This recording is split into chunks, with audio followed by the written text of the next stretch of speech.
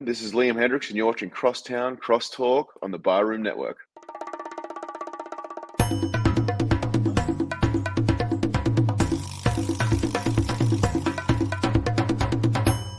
Some may find the following disturbing. Discretion is advised. Every summer in Chicago, the sunshine spotlights the city's spectacular skyline. Its luxurious lakeshore, marvelous monuments, and the over 200 neighborhoods in the city. And it also brings to light two of the greatest sports franchises in the world. On the north side, it's the Cubs.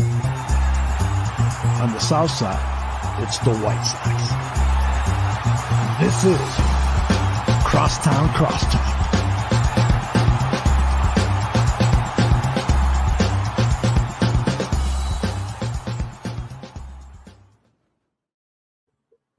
Hello, and welcome to another very exciting episode of Crosstown Crosstalk presented by the Barroom Network. My name is Vinnie Parise. Guys, girls, everybody listening, we have a pretty fun show here. I have no script. I have nothing to, go off of on this show today. It's literally just all baseball all the time. I'm so excited about what's going on in Major League Baseball right now as a whole. Obviously, here in Chicago, it's been a bumpy season for both teams. So if you have anything you'd like to hear me talk about, join in the conversation, add a comment to the comment section. I would love to hear from you. And of course, when we talk about baseball right now, the first thing that comes to mind is the St. Louis Cardinals and Albert Pujols. Over the weekend, he came into it needing 2 home runs to become the 4th player in Major League Baseball history to hit 700. So what does he do? He hits 699 and 700 in the same game. Albert Pujols, in his mid-40s, comes into this season needing 21 home runs after already announcing his retirement to reach that 700 plateau, and he went out there and he did it. It was one of the most sensational runs to reach a milestone in the history of sports. That would be like if Tom Brady needed 45 touchdowns to break an all-time touch. That's just completely random, but to break a touchdown record, and he went out and did it in his mid-40s. It's one of those things like it wouldn't surprise you if he did it, but also at the same time, halfway through the season, if he only had 19, you'd be like, okay, he's not going to do it. That's kind of what happened with Pujols. The run that he's been on since the end of the All-Star break has been phenomenal to watch. He hit 700, and now he joins Barry Bonds, Henry Aaron, and George Herman Babe Ruth for the only 4 players in Major League Baseball history to hit 700 career home runs. The fact that we got to be alive at the same time as this guy making that kind of chase has been unbelievable. He probably will retire after this season is over, but seeing him do it in Los Angeles, where he had a cup of coffee at the end of last season, and he hit a bunch of home runs there too, to kind of make it possible this year that he would do that. It's funny, once he got that Los Angeles Angels stink off of him, he started to hit a bunch of home runs again and become a much more impactful hitter. And the funny thing about this is his home run per plate appearance pace is like a 40 home run season here in 2022. He was a platoon player this year. He only hit against certain kinds of pitching all season long. And then once the Cardinals started to pull away with the division a little bit and he started creeping into the 690s and started getting real close to that milestone, the Cardinals started to play him every day. And, that's what we want to see as baseball fans. All records and milestones, we want to see these guys reach them. I like being part of historical events, and Albert Pujols hitting 700 home runs, for me to come on this show and talk about it, is a historical event. It is something we will never forget. Everybody will always remember. All baseball fans will always remember where they were when Albert Pujols hit his 700th career home run. I was in the middle of a campground. I was having fun with a bunch of people in Wisconsin, drinking beers and eating food and having a grand old time. But when Albert Pujols hits home run number 700, everything takes a backseat to it. If you are a diehard baseball fan, you got to tweet about it. You got to post about it. You got to talk about it. It's Albert freaking Pujols. He's a legend, and I'm so happy that we were able to witness him hitting 700 career home runs this season. Albert Pujols is not the only player in Major League Baseball this season chasing history.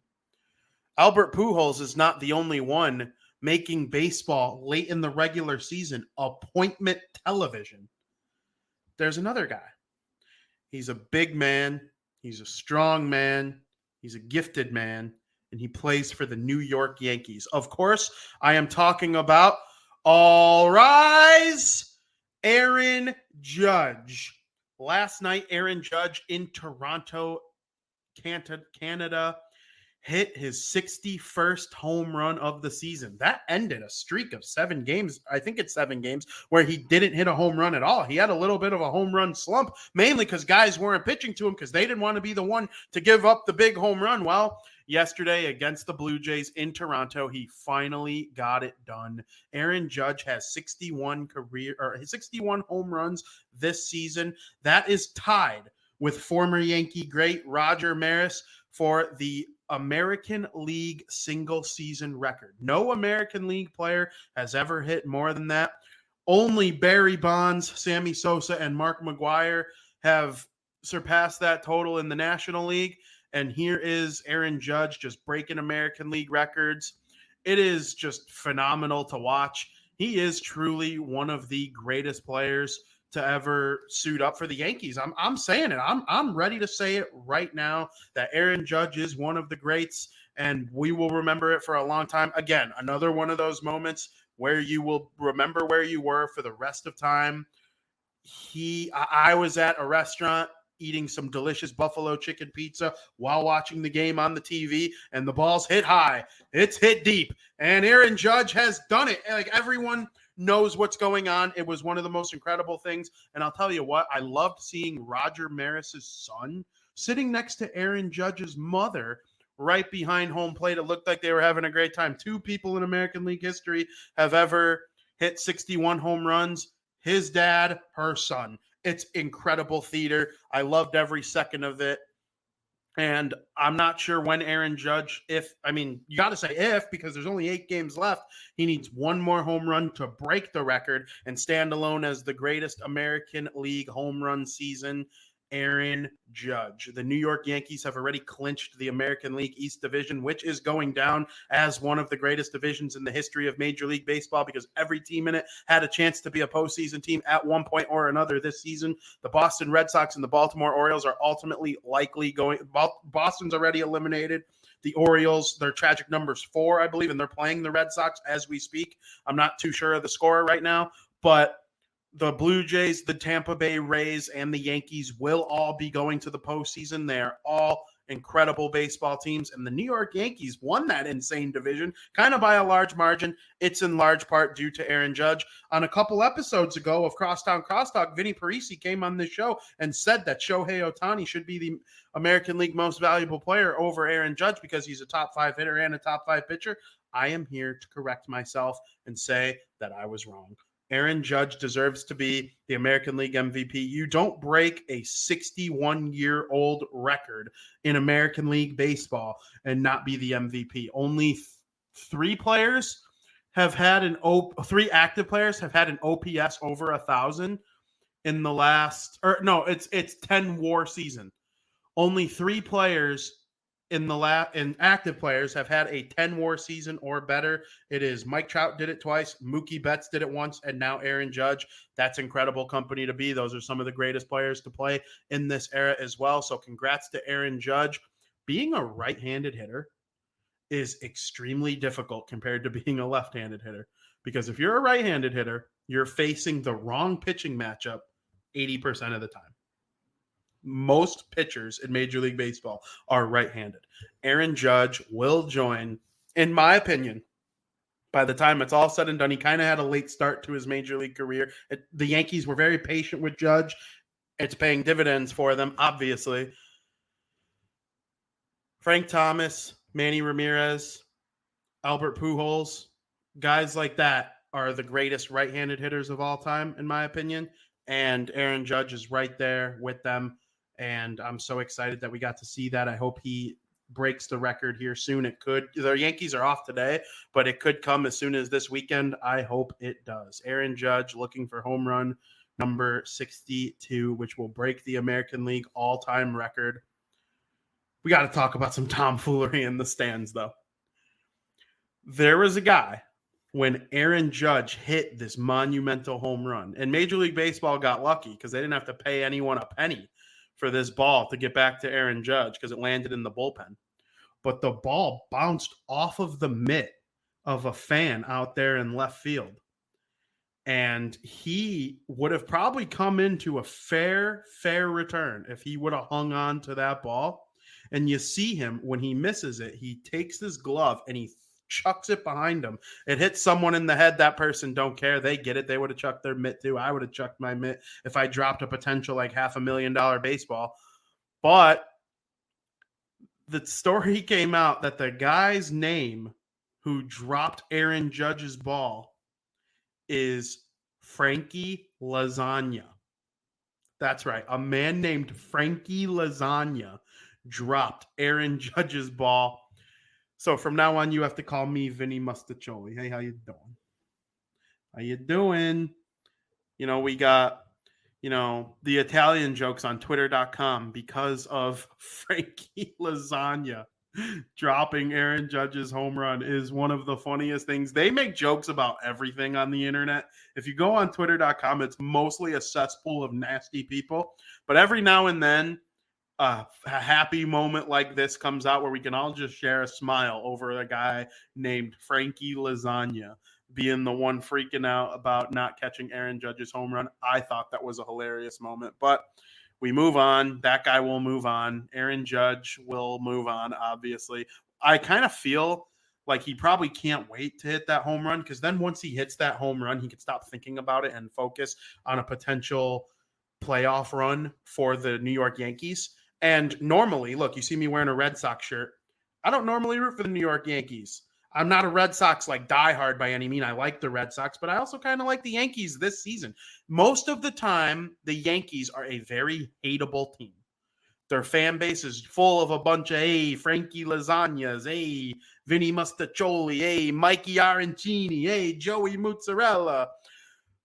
That's what most of the Yankees fan base feels like a lot of the time. This is a very likable Yankees team. Aaron Judge, when he got his ball, he gave it to his mom. He shook Roger Maris Jr.'s hand with incredible respect after breaking his father's 61-year-old record. Anthony Rizzo. Chicago fans know how incredible Anthony Rizzo is in the community and as a teammate and as a baseball player. That guy's on the New York Yankees too. Yeah, Josh Donaldson's a shithead. We hate him. But, we don't have to root against the whole team because of one shithead.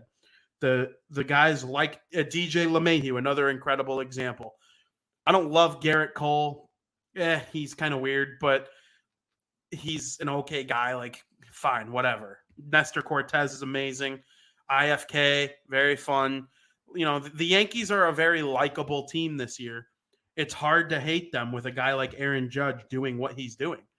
And that's just the way I feel about the Yankees. I'm not going to root against them in the postseason. I'm just not.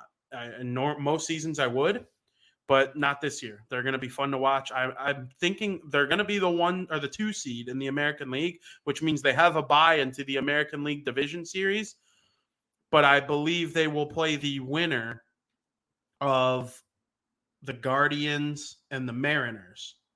No, I have that backwards. They will probably play the winner of the Rays-Jays in the second round. I'm not too positive it'll be the winner of one of those 2 series. I would have to look it up. I don't want to make anything up. I know there's no reseeding in the Major League Baseball postseason with the new format that they have. So that'll make it fun. I'm so excited to watch the Yankees. I hope the Yankees play the Astros in the American League Championship Series, just because those are clearly the 2 best teams in the AL, and they hate each other. The cheating scandal, all of it. There's no love lost between those 2 teams. So we'll see what Aaron Judge is able to do from there. In the National League, things are getting really spicy. So in the American League, it's just about all wrapped up. The Baltimore Orioles, they'll probably just miss. They're this year's version of last year's Seattle Mariners, and we see what Seattle's doing this year. So Baltimore, congrats to you. Have a very nice future. But in the National League, things are all but wrapped up. The American League East, the winner of that division is going to get a bye, and the loser of that division, who is still probably the third best team in the National League, they'll have to host a wild card series against the San Diego Padres, who have studs like Yu Darvish and Blake Snell and hitters like Juan Soto and Manny Machado. That Padres team can beat anyone. And if you lose the American or the National League East Division, you have to host a series against them. That's no fun. And this weekend, Mets versus Braves. So the winner of this series will likely win the division. It is going to be magnificent baseball. I'm so excited to see who comes out on top of that division. There's also the wild card, though. The Dodgers ran away with the best record in baseball. They have a superstar at every single position. It's borderline unfair. I've barely talked about the Dodgers this year, and they keep setting their own personal franchise record for wins with everyone going forward. They might be like a 111-win baseball team by the time it's all said and done, and it's like a mid-level story just because people came into the season expecting it. I mean, at first base, you have Freddie Freeman. Second base, you have Max Muncy. At shortstop, you have Trey Turner. At third base, I can't think of who's probably on third base for them regularly at this point, but like pitchers like Urias and Kershaw and May, and their catcher is Will Smith, who's incredible, and their outfield consists of guys like Cody Bellinger and Mookie Betts, and it's just an insane team. If they win the World Series, 0% of people will be surprised, but they'll have the bye into the division series. They'll play whoever comes out of one of the two DS series.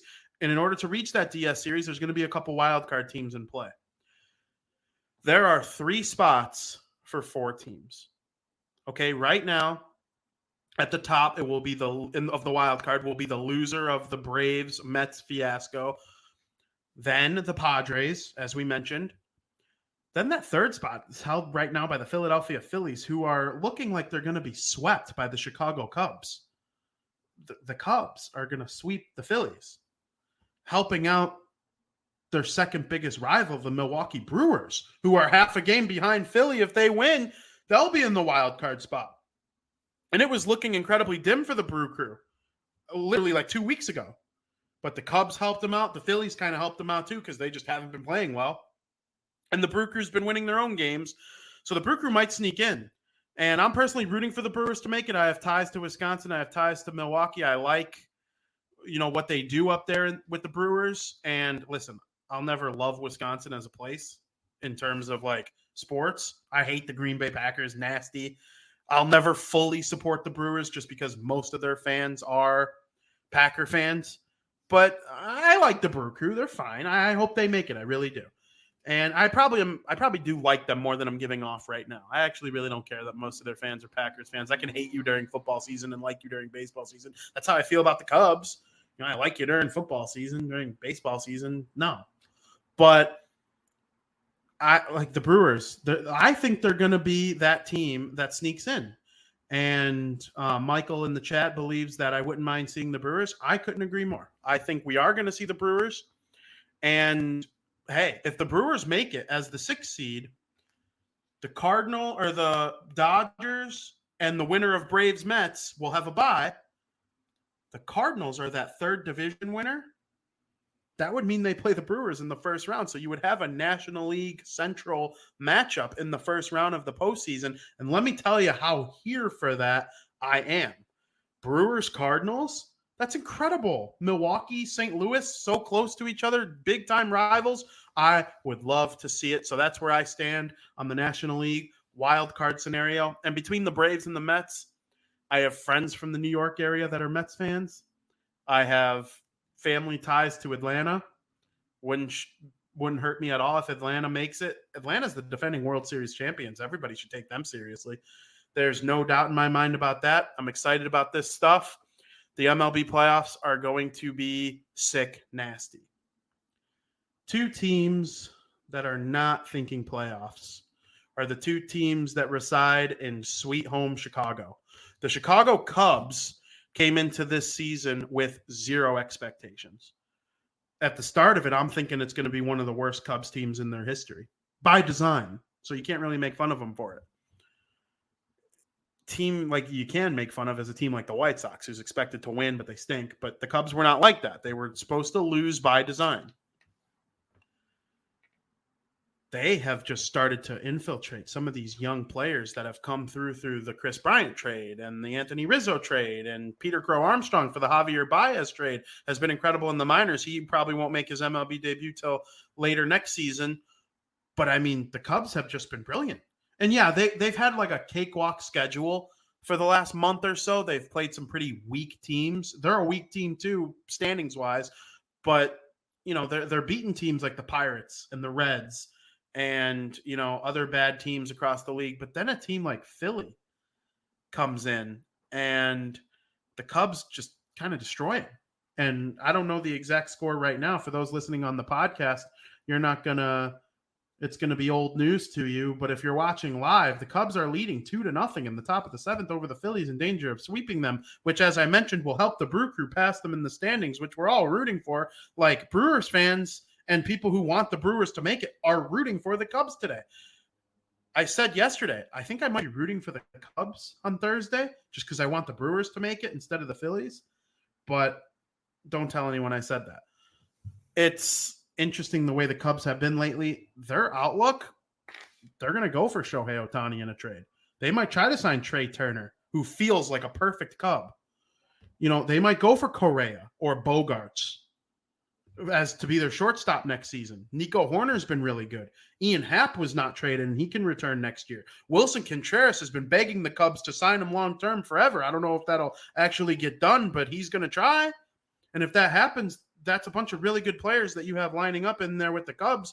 And developing pitching has been a major problem for them. They've gotten really good pitching from a lot of these guys. Okay, Keegan Thompson has been incredible this season. So far today, he has gone I'm thinking Assad was the one who got the start for the Cubs today. No earned runs, 5 innings, 5 hits, 3.62 ERA. Thompson this season has been incredible. The Killian kid has been amazing. So Keegan Thompson is 10-5 with a 3.79 ERA, 100 strikeouts. He's in a relief appearance today for the Cubs, which is interesting. But guys like Patrick Wisdom, Frank Schwindel, they really didn't pan out the way people thought they were going to this year. If only someone would have came on this show and said that the Cubs should trade both Wisdom and Schwindel at the end of last season, because there's no way 30-year-olds are great rookies and stay great forever. There's a reason they made it to their rookie year as a 30-year-old. That's what you get. You should have traded Schwindel and Wisdom last year. You would have got something for him. Wisdom is really good at hitting home runs. I believe he's 3rd in the National League in home runs since entering the league. The problem is when he doesn't hit a home run, he is worthless. He is literally only good at one thing. Cubs should have traded him last year, gotten assets that would have helped him for the future. But that hindsight is 2020. Another player I really like is Seiya Suzuki. Dealt with some injury problems this year. Not too certain if, you know, he's going to be a player that can be relied upon. He kind of fits like the Chicago White Sox mold. Like, hey, play 100 games. In those 100 games, you'll be really good. But where are you for the other 62? That's a problem. Hopefully, Seiya is able to stay healthy next season, because when he's in the lineup, he's really, really, really good. So that's the Cubs. It's going to be an interesting offseason for them. I'm excited to bring on Cubs-related guests to this show to wrap up their season next week and beyond, because I think they're going to have a very exciting offseason for the fans of that team who have kind of dealt with a painful last 2 years, trading Rizzo, trading Bryant, trading Kimbrel, trading Baez. Happ and Contreras were on the trade block all season long, and they ended up not being traded. The two dudes were crying on the field in July. And now, you know, here they are, still on the team. We'll see if they make it through. That's the Cubs. The Chicago White Sox, however, at this time of the recording, they are 1 out away from ending a 9-game losing streak. No, an 8-game losing streak. They were in danger of it being 9. And yeah, they might win this game. It'll end that dreaded 8-game win streak. They really, really let everybody down. There's no other way to put it. They came into the Cleveland Guardians series needing the win to stay in the division race. They ended up getting swept. Then they went out and got swept by the Detroit Tigers. Now they got swept, or they were in danger of being swept by the Minnesota Twins. We'll see if they're able to hang on to this 4-3 lead in the 9th inning. But yesterday at about midnight Central Time, they were officially eliminated from postseason contention due to their loss and the Seattle Mariners win over the Texas Rangers. So the mathematical number for the White Sox is now 0. They are done. They will not be going to the postseason. Chicago, will be without the postseason entirely for the first time since 2019. I want to say that's the year the Cubs traded for Castellanos and then fell off a cliff from there, missed the postseason. Then they both made it in 2020. So it's the first time since 2019 that Chicago won't host playoff baseball. That really stinks. But each team reaps what they sow. The Cubs kind of did it by design. There are a lot of things that I've disagreed with over the last 2 years, like not getting rid of Schwindel, like not getting rid of Wisdom. The White Sox kept Tony La Russa in as the manager for way too long. Bad lineups, horrid bullpen management, nasty in-game strategy decisions. I am not a fan of the way he conducted this team. It was a flawed roster from the beginning. Eloy Jimenez is statistically the third best DH in the American League this season. It goes Shohei Ohtani. Now I'm drawing a blank on the kid's name in Houston. Give me a minute. It'll come to me. The Alvarez in Houston. He's incredible. And then Eloy. Those three guys, that's the cream of the crop designated hitters in Major League, in the American League, I should say. The National League is still working on getting the DH right. A lot of those teams were caught kind of laid off guard with that and didn't really plan for it this season. It was an advantage to the American League this season. But as the National League catches up, they'll be just fine with the DH as well. But Eloy's amazing. I wouldn't necessarily – everybody should be on the block when you're a non-playoff team. This applies to every non-playoff team. Every single player can be on the block if you get the right package to make your team better. But as of right now, I really like Eloy. So that means you have to choose between Andrew Vaughn, who's a young stud leading the team in home runs, tied for the team lead in RBI, and Jose Abreu, who is an unrestricted free agent, but he's been one of the best first basemen over the last handful of years in the entire league. I believe only 4 players have 200 home runs and 300 doubles in the last 2 years, and I believe it's Mookie Betts, Freddie Freeman, Jose Abreu. Oh, they showed the graphic on the screen today. I can't remember who the 4th was. Anyway, he's amazing. And then you got Gavin Sheets, who is like an outfielder, first baseman, DH type. He's not very good at the outfield, neither is Vaughn. But at this moment in time, the White Sox did end their losing streak. They defeated the Minnesota Twins to end a losing streak and go to San Diego on a positive note, in a way. And San Diego is going to be fighting for their playoff life. And the White Sox are going to try and play spoiler against a team they're often compared to. So that's that. But like I said, the White Sox got decisions to make with those 4. Who's going to play first base? Who's going to be the DH? Who's going to play the outfield? I think there are big moves to be made during the offseason. I was given a little hint that both Tony La Russa and Miguel Cairo will for sure not return to the White Sox in the year 2023, which is, it's unfortunate that this is the reason that Tony La Russa is going to be gone. It's because of his heart condition.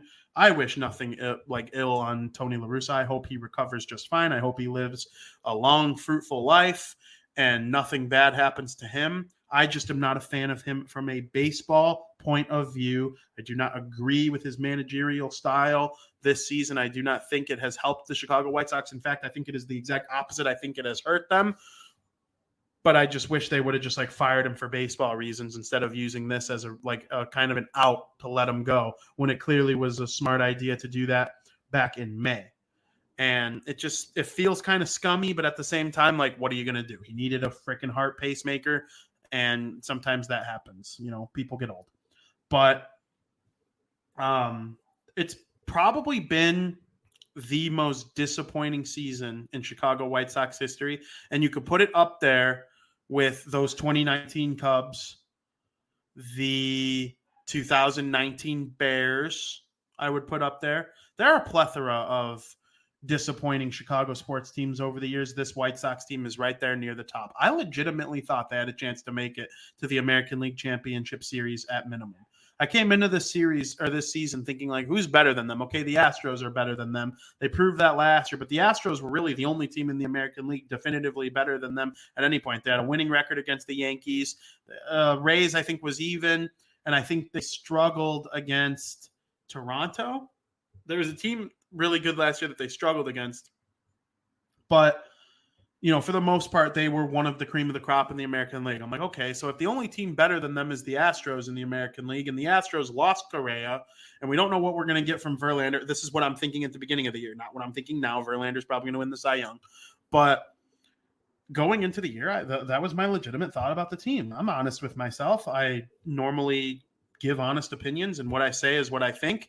And going in, I thought the Astros. So if you don't play the Astros in the first round, which is unlikely to play the same team 2 years in a row in the first round, especially with the new setup now, where the 3 division winners are guaranteed to not be playing each other in the first round, you like your chances. If the White Sox would have just lived up to the hype and won the American League Central, but it was all for naught. The Yankees were better. The Astros were better. The Guardians were better. The Jays were better. The Rays were better. The Mariners were better. And the Orioles were better. The White Sox. And now the White Sox avoided having the Twins have a better record than them by winning this game. I think the White Sox are probably better than the Twins. They have clearly given up. I do think if they won that series against Cleveland, they probably would have played better against Detroit, and different decisions would have been made on personnel and whatnot. I do believe in time and space, and every action has an equal and opposite there's actions that come with other actions. I'm not trying to get all scientific on people, but that's just my opinion on how things work. If they win that first game in extra innings, then maybe they play better in the second game. They're more motivated. They look better on defense, tighten up the screws a little bit. I do believe in body language in sports. I like analytics and body language. I'm like a melting pot of the old school and the new school. And I think that's the best way to look at sports personally. So that's just my take on the White Sox. They're done. They're not going anywhere this season. I do not think all hope is lost for either team in Chicago as they enter next year. It would not surprise me one bit if the Cubs have a better record than the White Sox next year. It also would not surprise me one bit if the White Sox have a better record than the Cubs next season. I know there are a lot of groups of friends out there that play a little game with their opposite fan friend. Hey, $5 for every win difference between the White Sox and the Cubs. And the only way to play it fair is to just make it a lifetime thing. So that way, each of you win about 50% of the time, unless one team goes on a crazy run. The 2010s would have been dominated by the Cubs, but the last 5 or 6 years would have been dominated by, the last 3 to 4 years would be dominated by the White Sox. But I mean, at the end of the day, Chicago having playoff baseball is what it's all about. We have a crappy winter coming up. It's going to be negative 10 degrees before you know it. At least give us some playoff baseball first. And if these teams ever met in the World Series, I think it would be one of the funnest times in the history of this city. And all the people alive enjoying sports at that time would be, as thrilled as you could possibly be as a fan. And, when we have the Crosstown Classic, it's so much more fun when each team has a chance to win. It makes the White Sox beating the Cubs feel better for me. It makes the White Sox losing to the Cubs hurt more for me. And that is what sports is all about. You're supposed to be so happy, so elated, so filled with joy when your favorite team wins, and you are supposed to be so pissed off and so angry and so annoyed when your team loses. And so when you got that with, the 2 Chicago teams, I think it just makes it so fun. I look forward to those moments every summer. And, it's not a real rivalry. It's a fan-driven rivalry. Yeah, I know. They don't play in the same league. They don't impact each other's position in the standings unless they're playing each other. I firmly understand all of that. I just enjoy fun. I enjoy banter. It's a good time. It's always nice weather. Wrigley Field in the summer is great. Guaranteed Rate Field in the summer is outstanding. There's delicious food. There, the sounds, the smells, everything. Make Chicago baseball great again. Someone. I like David Ross as a Cubs manager. I think they have a nice thing going there. They're building something, and it's going to be good soon enough. I hope the White Sox are able to retool quickly. Be like the San Diego Padres. The Padres had the exact same season as the White Sox are having right now last year. They choked. They were fighting in the dugout. They were pissed off. This guy's blaming this guy, and Fernando Tatis Jr. and Manny Machado are screaming at each other in the dugout. Look what happened this year. They're one of the best teams in the National League again. And, in 2020, the Padres were very, very good. You know, they were Slam Diego, you might remember. It was incredible to watch every game the Padres played. What's Fernando Tatis Jr. going to do now? You know, how's Manny Machado doing? The White Sox can do that. They were great in 2020 and 2021. They were so good. They were one of the best teams in the American League both times. And then in 2022, lethargic managing, lots of injuries early. They got healthy late, which is unlike 2021 when they were actually good. Down years for Moncada and Giolito and Grandal, all guys who have been elite in the past, and now they stink. Do you just forget how to play baseball in 1 year? No, I don't believe you do. And so we'll see if they're able to retool, get a new manager, feel good about themselves going into 2023. Hopefully there's not going to be a lockout this year that changes everything for people. I'm excited to see what the offseason brings for the White Sox. I know Cubs fans are for their team as well. And the two Chicago teams, I believe, will be improved on what they were this year, next year. Do I think that means playoffs for both teams? I don't know. There's extra teams in each league. The American League is very top heavy. If a team like the Mariners or the Jays or the Rays made leeway for a team like the White Sox or the Orioles or the Twins, wouldn't shock me at all. Are the Guardians going to be as good as they are this year next year as they are this year? I don't know. They're the youngest team in the league based on average age. Teams like that can falter. You never know what you're going to get from this guy. Will Steven Kwan have a rookie or a sophomore slump? Is Jose Ramirez eventually going to stop being the best player in the American League? He's not the best player in the American League, but he's top 5. They get great pitching. It's a pitching factory. I wanted to talk about Cleveland a little bit here for a minute. The Guardians are so sweet, and every fan of a team in Major League Baseball that isn't a fan of the Yankees or the Dodgers, and to some degree the Rays, and some years the A's, should want their team to model after the Cleveland Guardians. They lost the World Series in 2016. It was to a stacked Cubs team, and they had the best record in the AL 2 years later in 2018. I believe they had a 22-game win streak that broke the 0-2 A's record from, the Moneyball year. The Guardians, they play baseball the right way. They literally, to a T, play it the way your coach explains it to you in Little League. And it reminds me of the 2005 White Sox. If they pull off some upsets in this playoff and make it to the World Series, I will be 0% surprised. I'm not rooting for it just because they took out my White Sox. Of course, I'm really not going to root for it. But I love, they run hard. They'll go from first to third. You give them an inch, they take a mile. They are a pitching factory. These guys come out of nowhere. They trade guys like Trevor Bauer and Clevenger because they can. They let Corey Kluber walk because they don't believe they need him anymore. And Shane Bieber is one of the best pitchers in the American League. He'll be top 5 in Cy Young again. And this McKenzie kid comes out of nowhere, and they have Savali. And, the Emmanuel Clase is one of the nastiest closers I've ever seen. He made me, for the last 3 years, including when he was on the A's, I said Liam Hendricks was the best closer in the American League. 2020 with the A's, 2021 with the White Sox, 2022 with the White Sox. Until about halfway through this year. I flipped. I think Liam is probably second or third now. Emmanuel Clase is incredible. The two best closers in the AL might be in the AL Central, which is the division everyone likes to poo-poo on. But unreal what Cleveland does. They are a pitching factory. It's almost like, hey, if you're a pitcher drafted by Cleveland, you're going to become a good player in the league. And that's why they went, 20-3 or whatever it was in their last 23 games to come up and snatch the American League Central from the White Sox and from the Twins, for that matter, who held the lead in the division for most of the year. I really respect what Cleveland does, and I'm excited to see how they play. I believe they will officially play against the Seattle Mariners in the first round. It's not official. The Mariners still have to clinch. They also, I guess it's possible that, the other two wildcard teams slip a little bit, but it's in all likelihood going to be Mariners, Guardians, and man, I'm here for it. The Mariners will clinch a playoff spot for the first time in 21 years, which is just monumental stuff. And I'm frankly very excited to see it. So that's our show.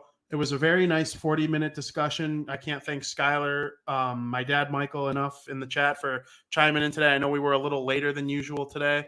Had a special start time of 3 o'clock, but I had to get in at least 40 minutes of podcast time talking about Aaron Judge, okay? Talking about Albert Pujols, two amazing pillars in our game today. And, what are the White Sox and the Cubs doing, previewing the offseason.